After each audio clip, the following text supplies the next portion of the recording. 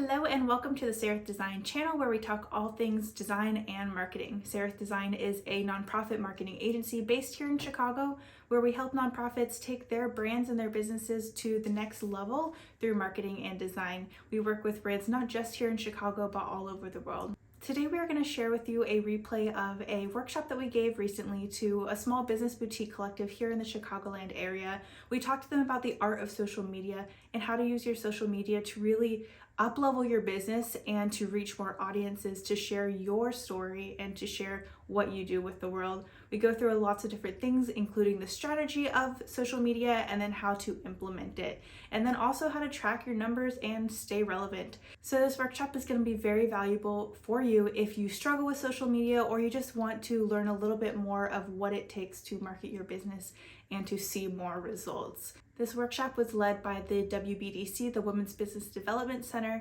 which we are Women's Business Enterprise certified from. If you have questions about the workshop, the presentation, or you just want to get connected with Sereth Design, feel free to send us an email at hello@serethdesign.com or look at our website at serethdesign.com for more information about our services and what we do in the world. And with that, let's get started.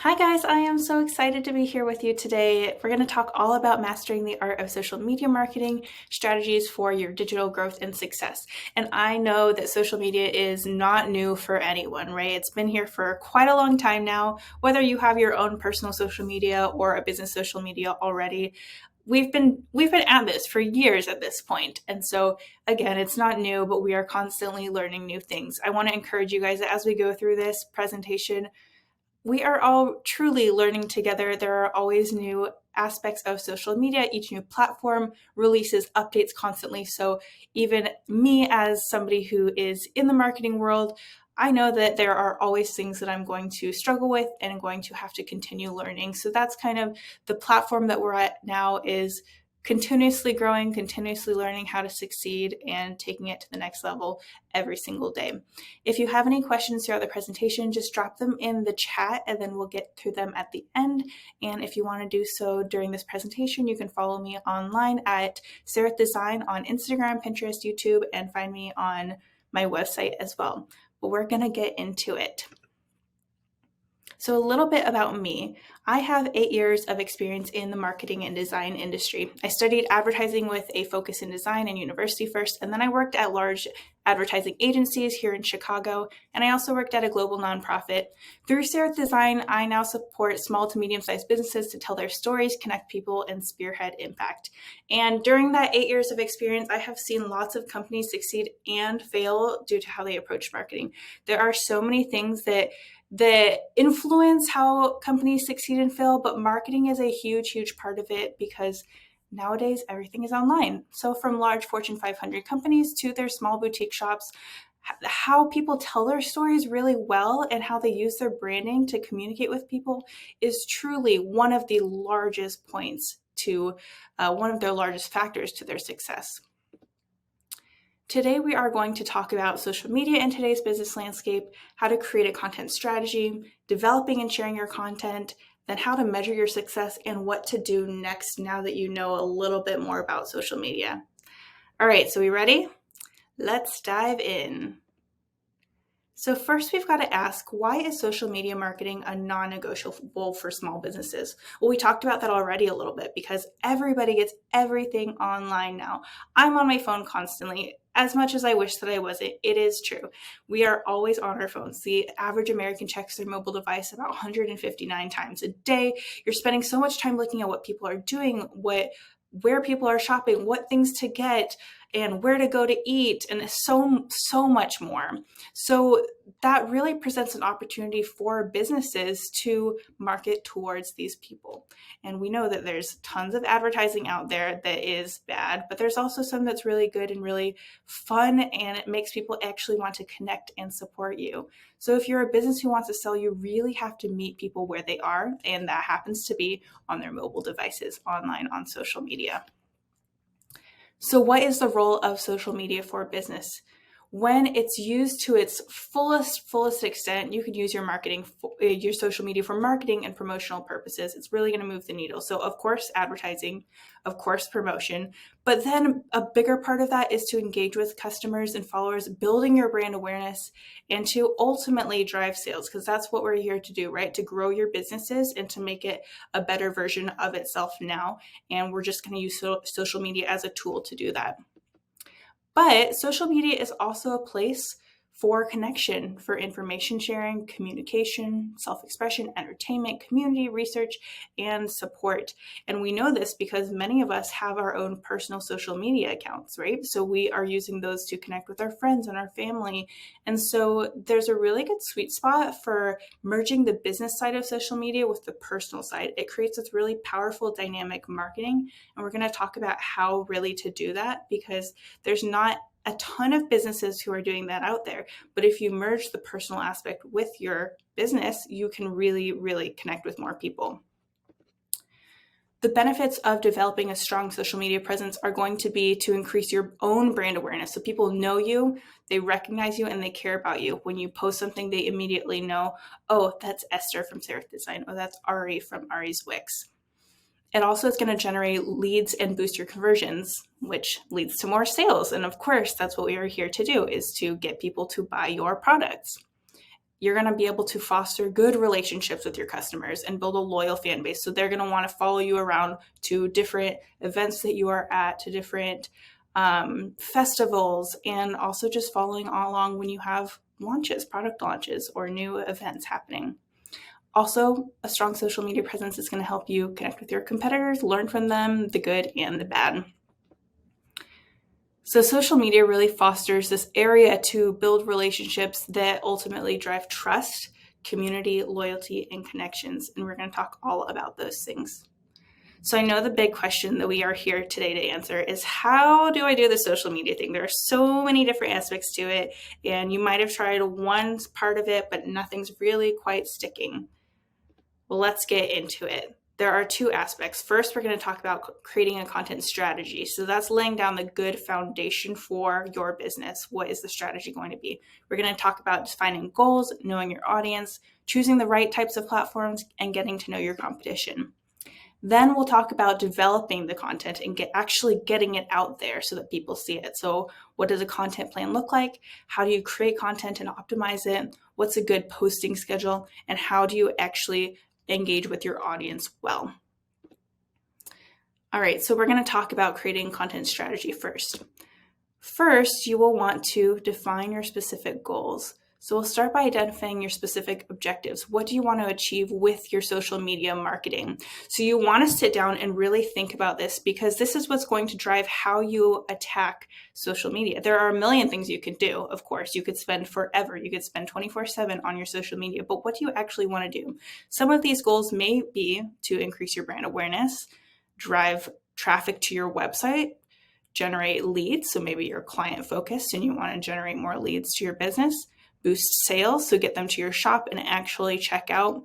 But maybe some of them might be more. Maybe you just want to grow your following, or you just want to make relationships with people in your area.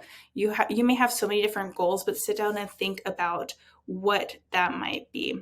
Another option could be perhaps increasing your email list, because that's a good place to boost sales as well. So think about those, sit down and really write down what that might be for you, because everybody's business is different. So your goals are going to be different from the person whose business is right next door from you.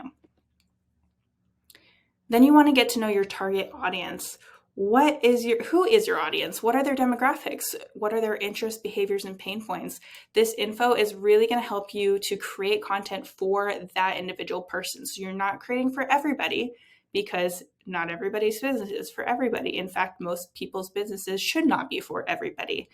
But once you get to know who you're talking to, who you're selling to, it becomes really easy to create content that they're going to want to engage with, that they're going to want to respond to, share with their friends. And that's going to be really, really key to your success. So again, your business is going to be so different from somebody else's. Your audience may be female, their audience may be male. Your audience may be a younger audience or older. So let's think about what that looks like. I always start with creating a buyer persona.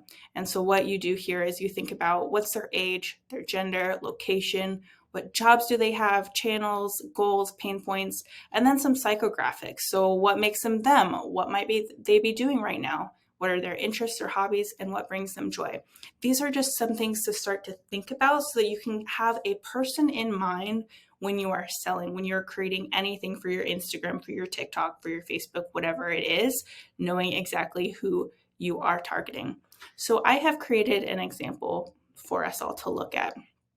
This is Lauren, and I've written some things out. So Lauren is 34. She's a female. She lives in Chicago, Illinois, and she is a hairdresser. The channels that she mostly frequents are Instagram, TikTok, and Pinterest. And her goals right now are to cultivate a clean wellness routine. Some pain points that she has is she has a lack of awareness of this. She feels lost in what products are out there and what makes one better than another. And she really wants to shop local as well. Then we start to think about the psychographics again. So Lauren is an avid gardener. She loves going on walks with her dogs, cooking delicious and healthy meals. She loves beauty, and that's why she got into being a hairdresser. She's trying to build a clean living lifestyle for herself, but she is struggling to find the knowledge she needs to transform her routines. She has been recently looking for skincare products to have more clean products and wants to find a local business that she can support. So we use this buyer persona as a way to, again, have somebody in mind when you're creating content. So when you're creating content, if you are a clean skincare brand, you might look at a Lauren. You might think, what does Lauren want to hear from me today? What would she want to see? What kind of content does she need to read? One of her pain points is that she feels lost in what products are out there. Maybe we give her a little breakdown of what types of products that we offer. Of course, this is an example. So we're kind of throwing darts and in the air and just hoping something hits a bullseye, but it is a really good way to test things out. So you could test out a few different buyer personas. You could have a Lauren, a Joelle, and a Serena, and see which ones really connect with your audience. Of course, you're not going to be super specific in sharing your content and saying like, oh, let's share stuff that's gardening. But this is a good way to have like a friend in mind when you're sharing. So you're going to cater to Lauren.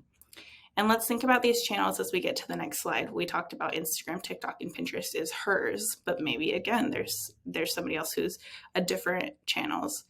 Because the next thing we want to do is choose the right platforms. So again, there's going to be a space where you need to think about who you're talking to and determine which social media platforms they're on. So for Lauren, she was on TikTok, Instagram, and Pinterest.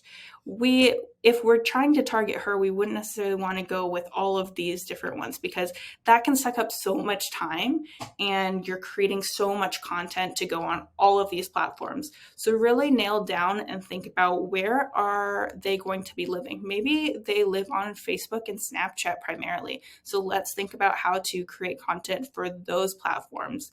Of course, it doesn't hurt to have platforms on everything and share a little bit here and there, but you'll definitely want to focus your time and energy on 1, 2, or 3 maximum platforms. Again, we don't want you to burn out, and we don't want you to be also doing this constantly. You run your own businesses, you're in your shop, so there's no point to be constantly trying to hit people at every single point. That's why we go back to our Laurens and we think about what is Lauren doing right now.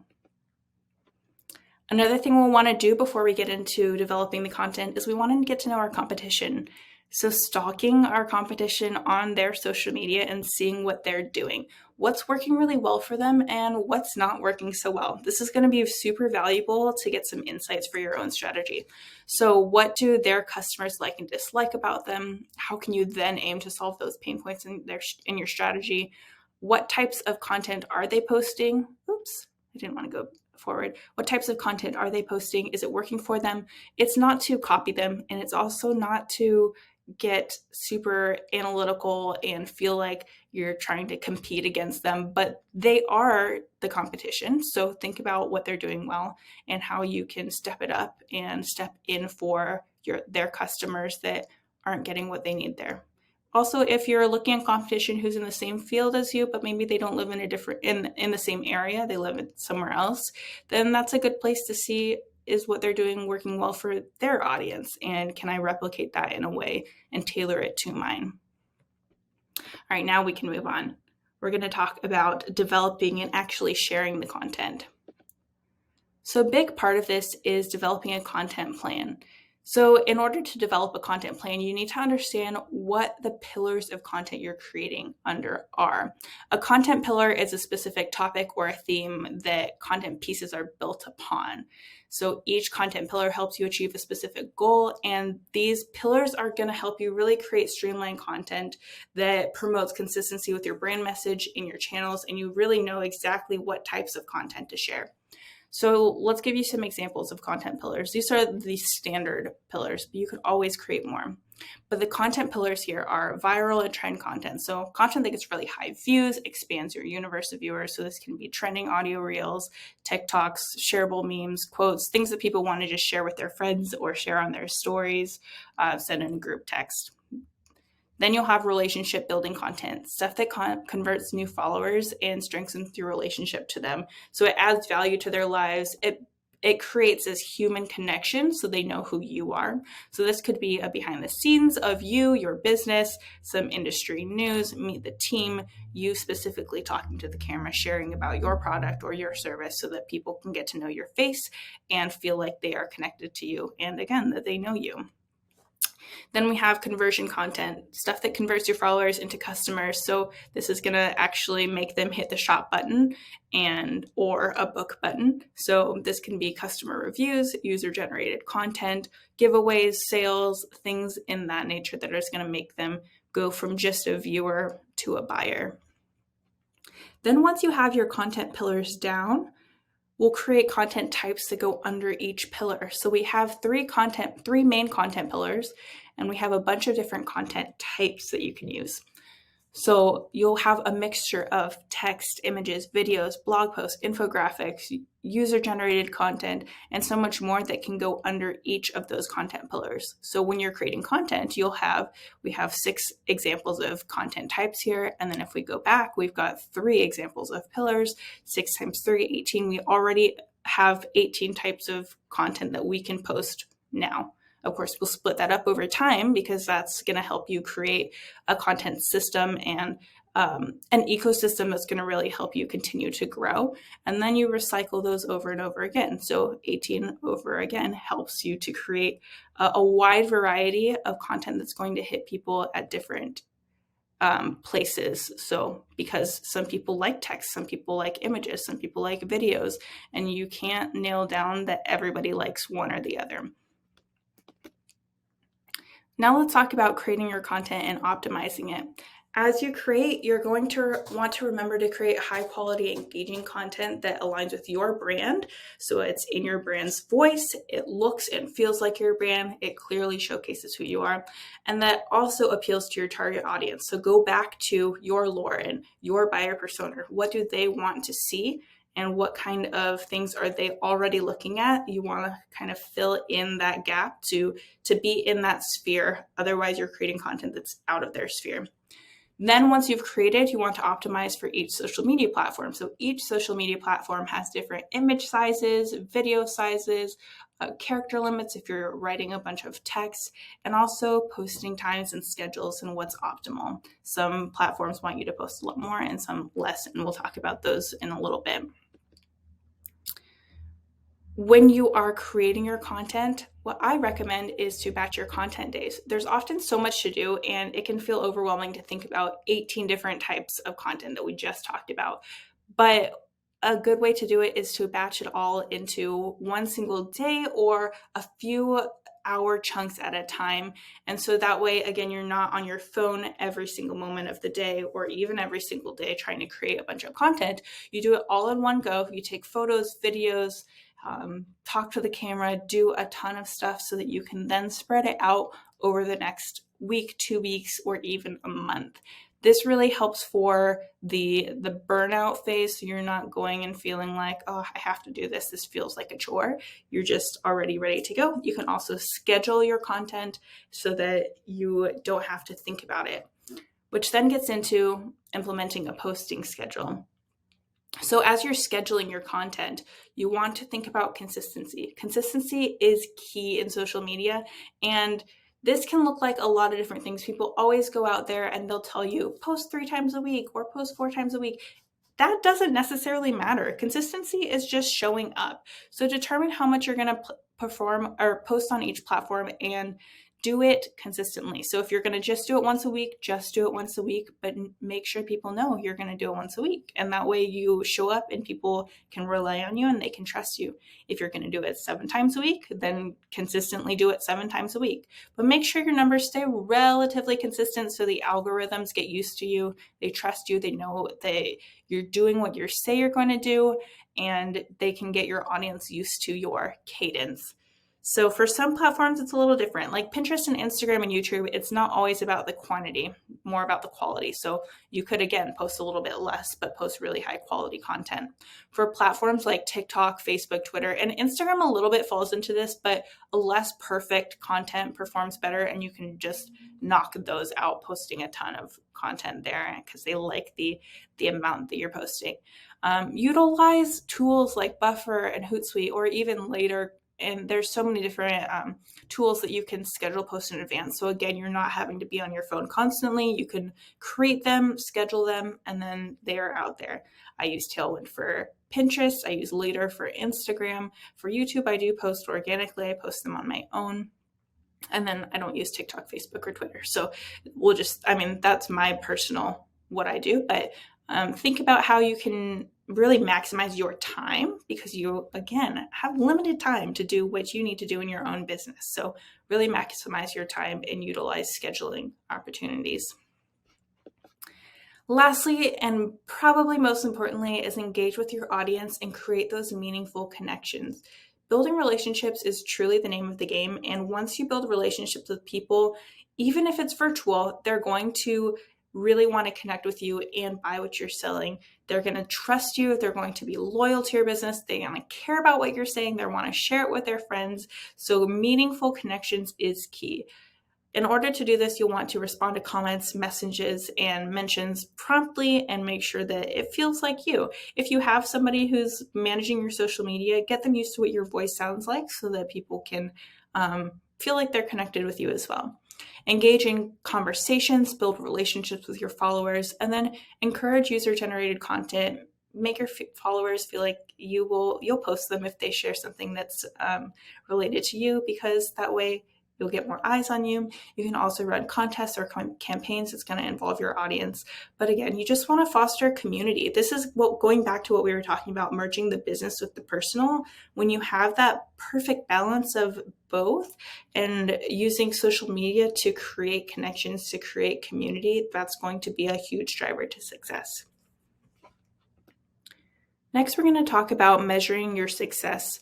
So how do you even know if what you're doing is working? We've gone through all of your strategy. You started posting more consistently. You've started doing different types of content. How do you know if any of it's working?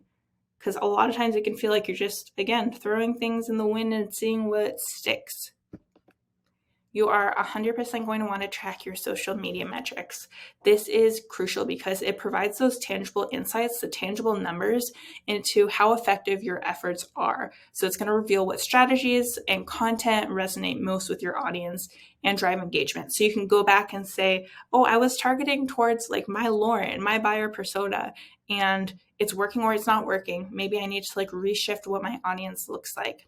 So some key metrics to track are engagement, reach, clicks, sentiment. So that's how well people are perceiving your brand, impressions, video views, and the list goes on. There are so many things to track. I would recommend that you try to track 2, 3, 4 of these and stay consistent with them throughout time. Maybe track them every week, every other week, and just see how things are going.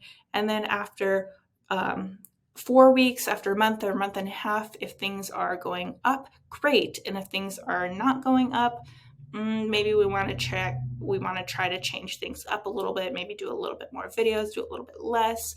Think about those things. Every single platform has an analytics tool to use, so use those for sure.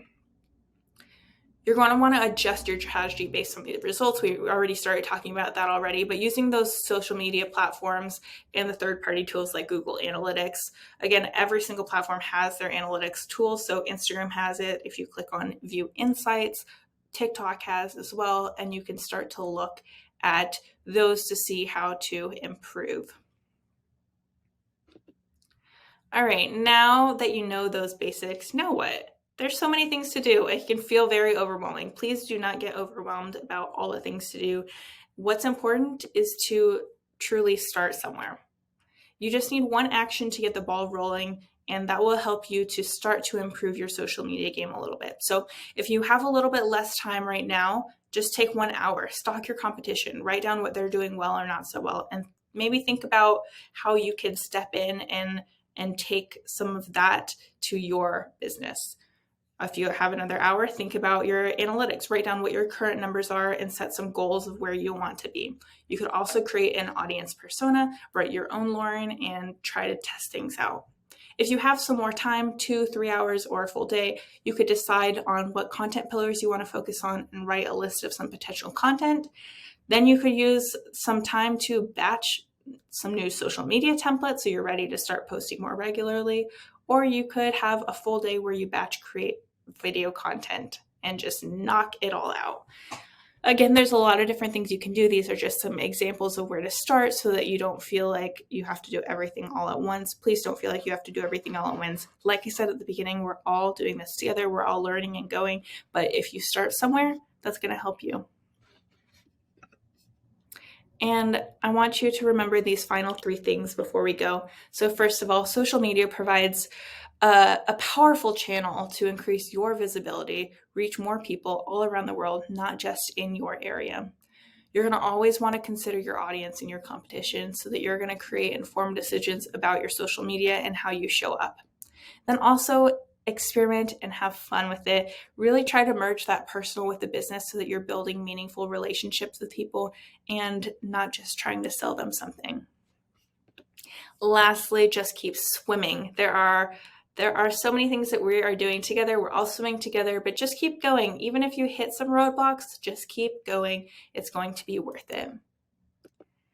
If you are looking for any more support on your social media, you can definitely reach out to Sarah Design to work with us. For social media support, we can help you with an in-depth social media audit. All the things we talked about, it might be worth to think about your business specifically. These are all a little bit generic, so we can do a social media audit for you. We can also plan some of your social content, create some templates for your social media, or help you with ongoing social media management. Beyond social media, we help with brand design, website design, sales campaign planning, newsletter creation, and the list goes on. So definitely reach out to us if you're looking for any marketing or design support in the future. And that is all that I have for you today. Does anyone have any questions? I will take a look at the chat to see what we've got in there. But I just want to say thank you for also listening to me and allowing me to share my insights on social media with you all.